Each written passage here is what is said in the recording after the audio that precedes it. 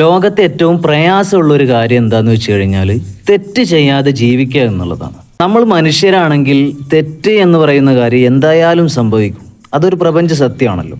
നമ്മുടെ ആജന്മ ശത്രുവാകുന്ന ഇബിലീസ് ഇവിടെ ഉള്ളിടത്തോളം കാലം തെറ്റ് എന്ന സംഗതി ഉണ്ടാവുക തന്നെ ചെയ്യും. ഈ ഇബിലീസ് അവൻ്റെ കെണിയിൽപ്പെടുത്തുന്ന ഒരു രീതി അത് എങ്ങനെയാണെന്ന് നമുക്ക് ഊഹിക്കാൻ പോലും കഴിയില്ല.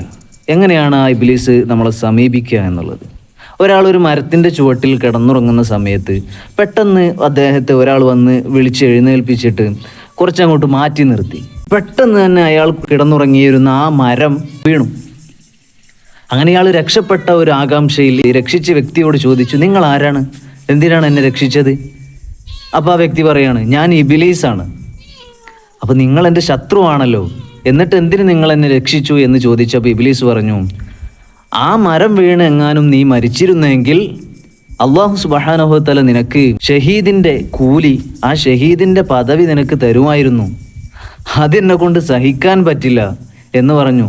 ഞാൻ ഇത്രയൊക്കെ ചെയ്യുന്നത് പിന്നെ വെറുതെ ആയി പോയില്ലേ എന്ന് ഇബിലീസ് ചോദിച്ചു. അപ്പോൾ ഇത്തരത്തിലാണ് ഇബിലീസ് നമ്മളെയൊക്കെ സമീപിക്കുക. തെറ്റാണോ എന്ന് ചിലപ്പോൾ നമുക്ക് തോന്നിപ്പോവില്ല. അത്തരത്തിൽ ഇബിലീസ് അവൻ്റെ കെണിയിൽ നമ്മളെ പെടുത്താൻ ശ്രമിക്കും. ഇതിൽ നിന്ന് രക്ഷപ്പെടാൻ വേണ്ടി എന്താണ് ചെയ്യുക? ജീവിതത്തിൽ നമുക്കൊരു ശത്രു ഉണ്ടായിട്ടുണ്ടെങ്കിൽ നമ്മൾ എന്താണ് ചെയ്യുക? അവരോട് വാശിയായിരിക്കും നമുക്ക്, ആ ശത്രുവിനോട്. അതുപോലെ ഇബിലീസിനോട് വാശി വെച്ച് ഒരു ദിവസം 5 വക്ത് നിസ്കാരം ഞാൻ എന്തായാലും നിർവഹിക്കും.